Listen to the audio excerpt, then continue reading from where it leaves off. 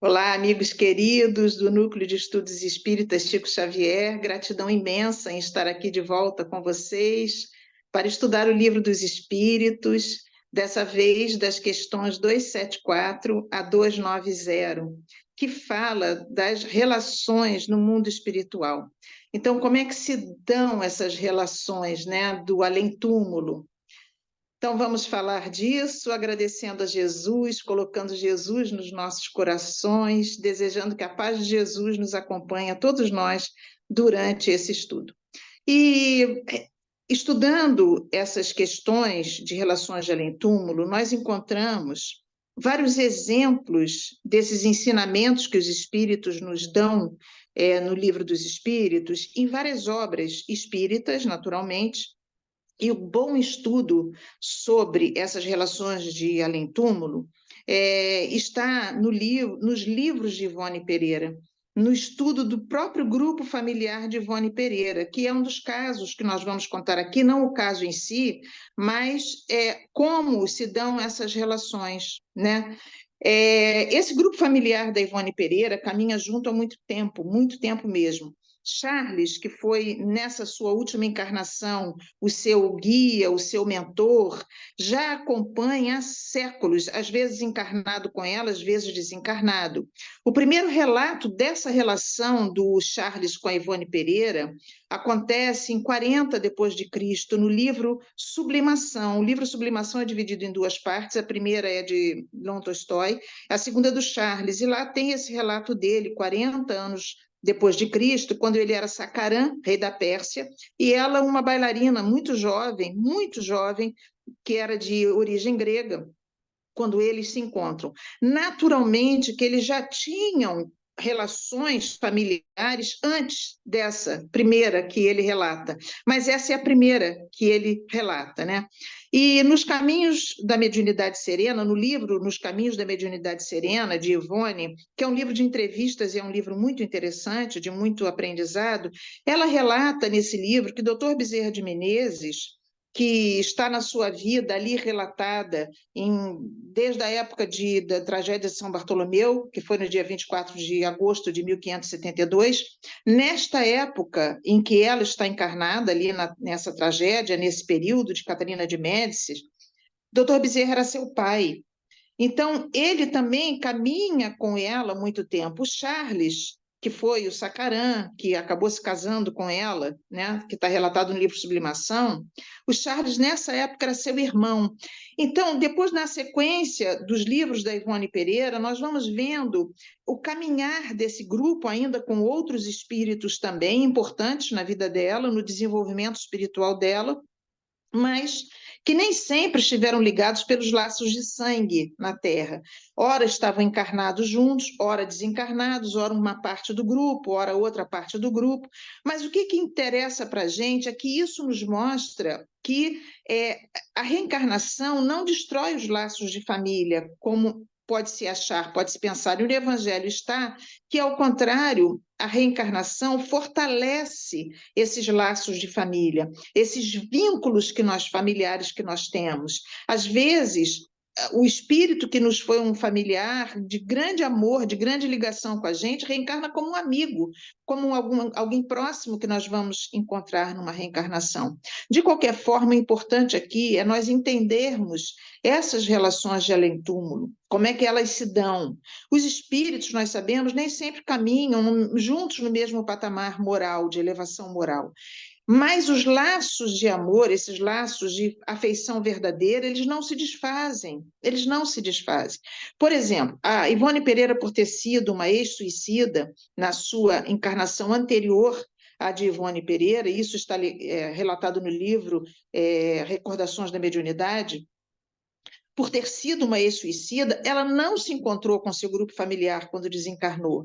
Mas, no plano espiritual, naturalmente, que ela não podia se encontrar com ele, com eles, porque ela ficou em sofrimento, né? Mas esses familiares que estavam em condições melhores, como Charles e o Dr. Bezerra, a assistiram. Isso porque nós vemos nesse estudo da 274-290 que os espíritos que se encontram numa condição moral melhor, os mais evoluídos, eles vão ao encontro dos mais necessitados, e nem sempre porque os amam, mas nesse caso dela, eles a assistiram porque amavam ela, mas eles também assistem aos necessitados de toda a ordem. Isso é o trabalho do maior para com o menor, espiritualmente falando, moralmente falando. O contrário é impossível. O menor, aquele que está numa condição moral inferior, não pode, não tem acesso ao de condição moral superior. O Emmanuel explica isso claramente porque ele diz que isso é uma questão de peso específico do perispírito. Quando nós estamos muito materializados, muito ligados às coisas da matéria, o nosso perispírito tem um peso específico maior e nós não conseguimos ascender de onde nós estamos. E, ao contrário, aquele que tem um peso específico mais delicado, mais sutil, ele consegue adensar fluidos e vir àqueles que estão necessitados. Então, no plano espiritual, mesmo os grupos familiares, os grupos de espíritos que formam esses grupos familiares e que são unidos pelo amor, eles conseguem se encontrar. Nem sempre eles se encontram, porque nem sempre estão no mesmo nível evolutivo. E no plano espiritual, os espíritos se agrupam por padrão vibratório. Então, é isso que define onde os espíritos estarão. É o padrão vibratório, como vibra esse espírito. Ele vibra em alta frequência ou ele vibra em baixa frequência? Nós sabemos que espíritos que vibram em baixa frequência, eles emitem ondas magnéticas, ondas de pensamento, ondas energéticas largas. Então, elas, por serem largas, ondas muito largas, elas são baixas, elas são mais coladas ao plano material. Vamos imaginar uma cobra se arrastando, né? Então, elas formam ondulações baixas, as ondas são largas, e o o perispírito daquele que se encontra num patamar superior, ele tem ondas altas, de alta frequência, e a distância entre as ondas é muito pequena. Então, eles ascendem em alta frequência. Então, isso é que define, é uma questão física, é uma questão física. Então, eles nem sempre vão se encontrar quando desencarnarem, porque isso é uma questão do padrão vibratório. André Luiz, no livro O Nosso Lar, ele tem um relato muito interessante, que traz muita curiosidade para todos aqueles que estão iniciando na doutrina espírita, aqueles que leem o livro Nosso Lar a primeira vez, porque é muito interessante mesmo. Quando ele desencarna, ele não encontra os seus familiares. Ele se encontra em Nosso Lar, ele é abrigado pela família da dona Laura, pelo seu amigo Lísias, que era enfermeiro, né? E André Luiz, ele, em um dado momento lá do livro, ele vai ao encontro da mãe dele. Ele dorme, seu perispírito se desdobra, como o nosso se desdobra na Terra, lá no plano espiritual idem, ficando a parte mais grosseira, a camada mais grosseira, onde ele se encontrava em Nosso Lar, e a mais sutil conseguiu se elevar no meio termo de onde a mãe dele se encontrava. Então, eles se encontram num lugar muito bonito, tem um lago, e ali é que eles se encontram, ali é que ele revê a mãe dele, que é um plano intermediário entre o Nosso Lar e o plano elevado onde a mãe dele se encontrava. Então, isso é muito importante, são duas coisas que a gente aprende aí. O desdobramento do perispírito no plano espiritual, então isso se dá, e esse reencontro de almas que se amam e que não poderiam se encontrar caso não tivesse acontecido isso. Mas lembrando que em trabalhos de socorro, espíritos mais evoluídos vão ao encontro dos espíritos mais necessitados, né? Isso porque quanto mais evoluído é o espírito, mais liberdade ele tem. Então, o espírito que é menos evoluído moralmente, ele está restrito a algumas áreas, a áreas restritas, né? Enquanto que os bons podem ir a toda parte, os maus não podem, é impossível, né? Então, assim como os espíritos bons, eles se unem pelo bem que desejam fazer, e isso é o que acontece, né? Espíritos bons, eles estão unidos pelo mesmo ideal. Então, eles se unem pelo bem que eles desejam fazer. Da mesma forma, os espíritos que desejam fazer o mal, eles se unem pelo desejo de fazer o mal. Então, esses espíritos, eles se agregam em áreas inferiores. E também no livro, tem um livro maravilhoso de André Luiz, que é o Libertação, em que tem esse relato dessas colônias trevosas, onde esses espíritos estão reunidos pelo ideal do mal, né? Ainda assim, mesmo nesses locais onde eles estão unidos pelo ideal do mal, ainda assim, o grupo de André Luiz vai lá para ajudá-los. Então, mesmo nessas áreas trevosas, eles adensam o perispírito e vão ajudar. Mas o que é importante nesse estudo do Livro dos Espíritos, nessas questões de 274 a 290 das relações de além-túmulo, é nós entendermos que as regiões onde os bons habitam estão interditadas aos espíritos que não estejam em condições vibratórias similares àquele grupo de espíritos, né? E lá no livro Nosso Lar, que é um livro maravilhoso, que realmente quem não leu deve ler, tem que ler, e é diferente de ver o filme, porque ele tem detalhes que não aparecem no filme. O filme também, para dar um cunho mais cinematográfico, modificou algumas coisas, com muita sutileza, mas modificou algumas coisas. Ler o livro é muito importante, é muito importante. Lá, lendo com atenção, e não como se lê um romance, mas lendo com atenção, nós vemos que existem detalhes ali que nós vamos estudar a vida inteira. Muitos detalhes, muitas minúcias que nós vamos estudar a vida inteira. André Luiz, nesse livro, descreve uma tentativa de uma senhora, de um espírito que se apresentava como mulher, que tinha dívidas muito grandes de reencarnação anterior, que é descrito. Ela pede socorro, e as torres de vigilância não abrem a porta para ela, os vigilantes não abrem a porta para ela. André Luiz fica muito impressionado, porque ela está pedindo socorro, ela está pedindo para entrar em nosso lar, mas é explicado a ele: André, amplia a tua visão e olha bem para ela. E ela absolutamente, ela tinha lá as questões dela do passado, mas ela absolutamente não conseguiria entrar em nosso lar, porque o desejo dela não era se modificar. O desejo dela, desculpe, o desejo dela não era melhorar, o desejo dela era entrar ali para melhorar a situação dela e continuar sendo quem ela era. E ela era uma pessoa extremamente perturbada, que só iria perturbar aquele ambiente. Então, é muito importante nós entendermos isso, porque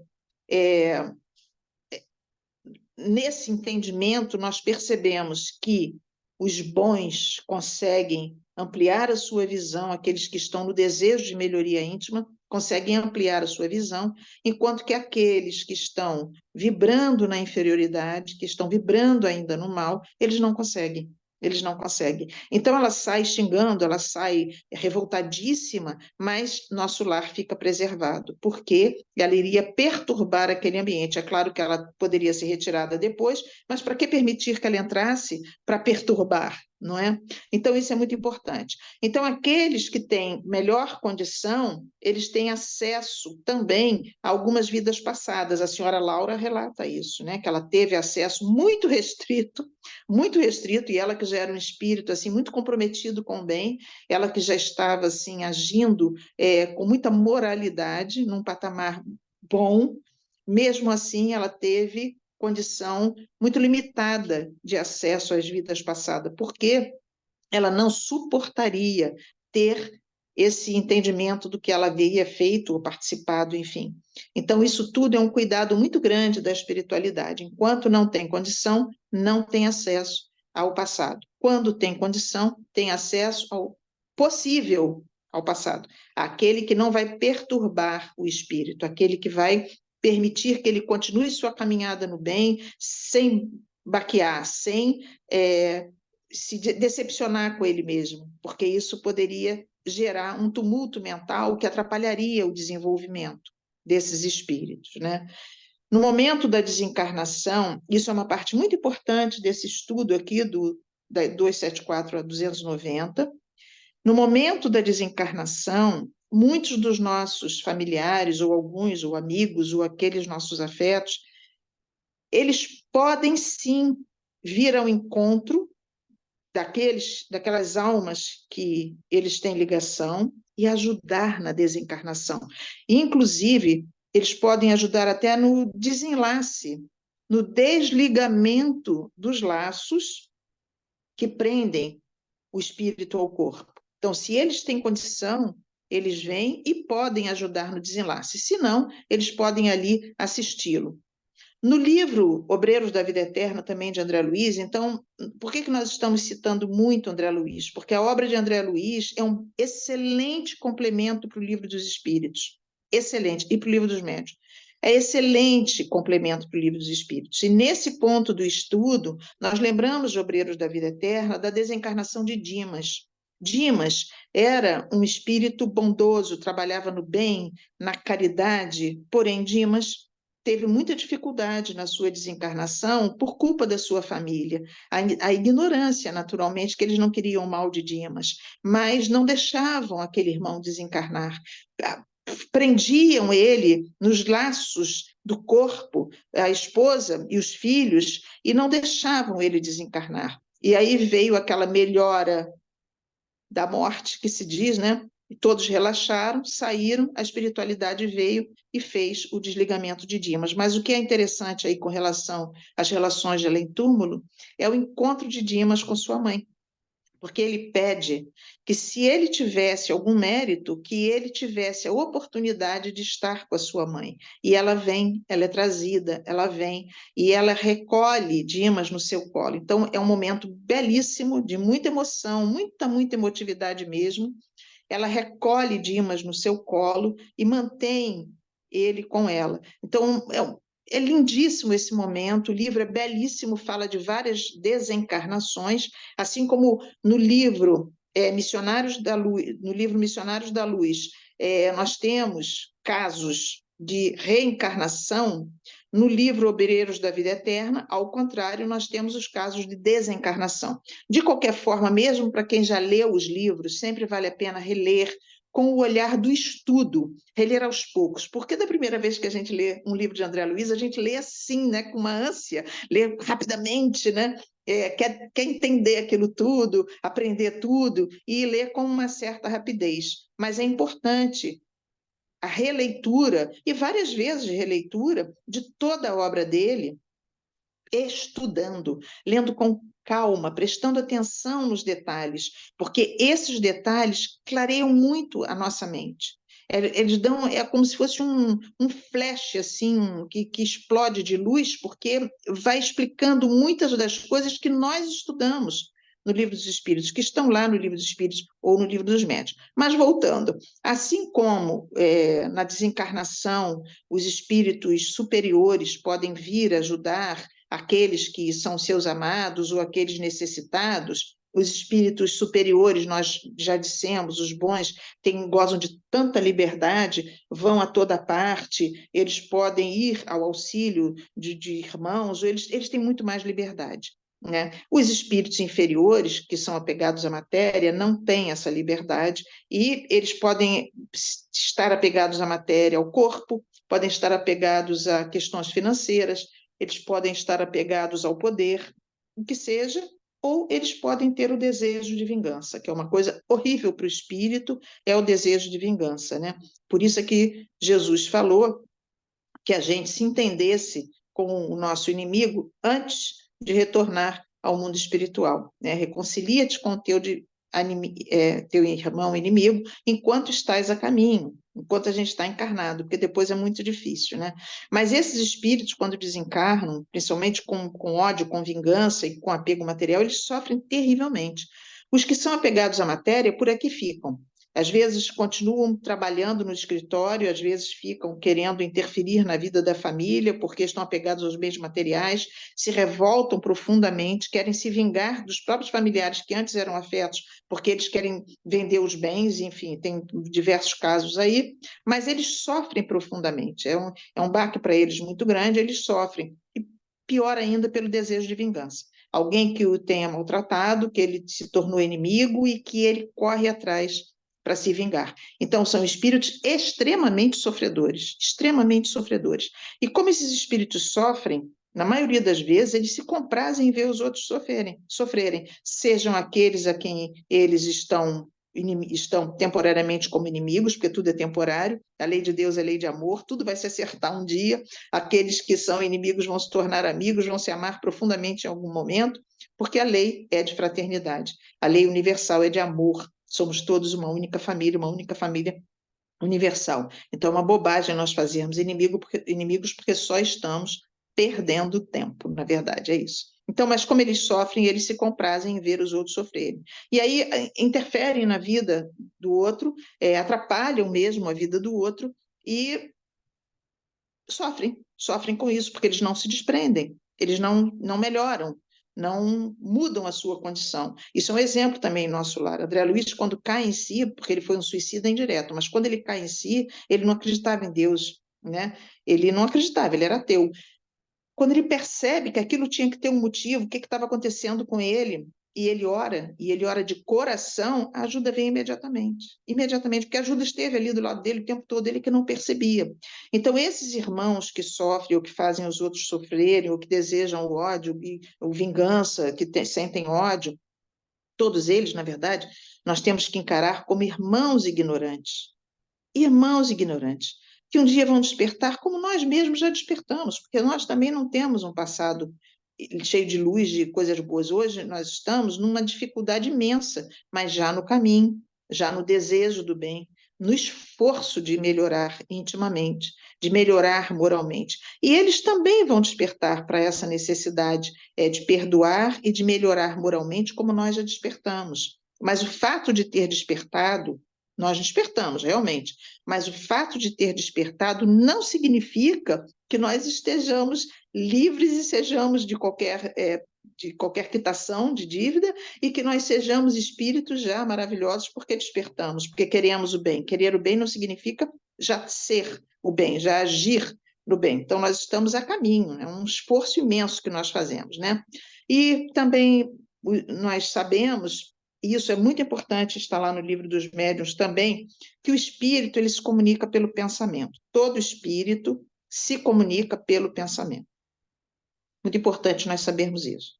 Nós termos este entendimento, que o pensamento é para o espírito, que as mãos são para o homem. Então, isso é muito importante para nós compreendermos basicamente toda essa relação e toda a ação do espírito no mundo espiritual e atuando mesmo no mundo dos encarnados.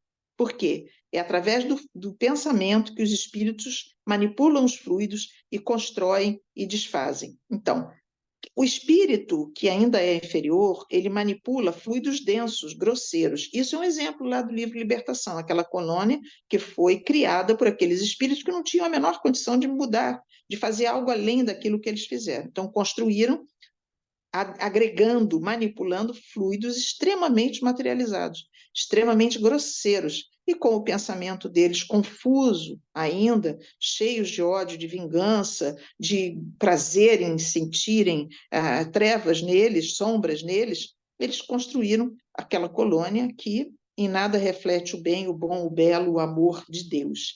Então, o espírito superior, ao contrário, ele manipula. Quanto mais elevado ele é, mais fluidos delicados, densos, eterizados, aí a gente já vê a beleza de nosso lar. Né? Como o André Luiz descreve, as paisagens de nosso lar, as construções de nosso lar, tudo que ele viu em nosso lar e que ele fica absolutamente encantado. Por quê? Os espíritos que habitam o nosso lar são espíritos medianos, mas espíritos que já desejam o bem. Para entrar ali, já tem que desejar o bem, que não significa já ser bom, significa que desejam o bem. O próprio André Luiz chegou lá se achando, né? Já estava lá acolhido, mas chegou se achando que seria médico, e ele, no entanto, antes de qualquer coisa, foi limpar vômito dos espíritos que estavam sendo atendidos ali. Então, é muito importante nós entendermos isso, que é pelo pensamento que o espírito superior exerce uma atração irresistível ao espírito que lhe é inferior. Isso é muito importante. Então, nós vamos ver isso muitas vezes na mediúnica, muitas vezes sempre na mediúnica. Os espíritos que são pouco melhores, que já estão numa condição um pouco melhor, eles exercem uma atração irresistível naqueles espíritos que ainda sofrem. Na mediúnica, como é que os espíritos chegam, principalmente nas mesas de desobsessão?